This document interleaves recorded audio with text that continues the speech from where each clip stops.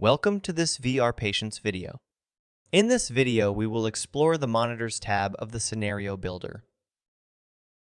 Scenario authors can select the monitor or a computer monitor to be displayed to the user when running the simulation. Selecting a monitor does not change the platform functionality, it only changes the display visually presented to the user.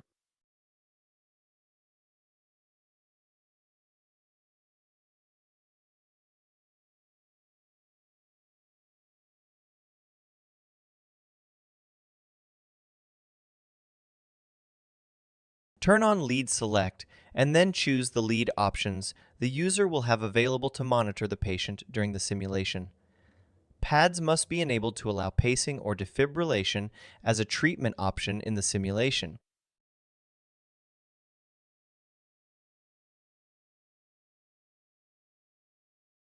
A paced rhythm will not capture automatically. If pacing is enabled, the scenario author will need to use the pacing action, check and effects in scenario logic to ensure that the pacing is capturing the rhythm properly.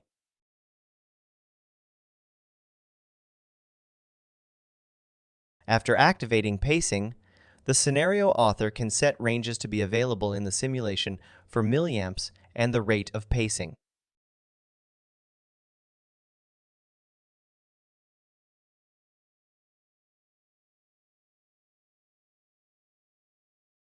After activating defibrillation, the scenario author can set the energy ranges to be available in the simulation. When defibrillation is activated, the scenario author can choose to enable the sync option. When sync is enabled, the user will have the option to perform synchronized cardioversion during the simulation. The scenario author can turn on the option of obtaining a 12 lead during the simulation. 12 lead images are not auto-generated. Instead, the images provided by the scenario author must be attached via the Chart tab. The VRpatients validation system will provide this tip. Thank you for watching this VRpatients video.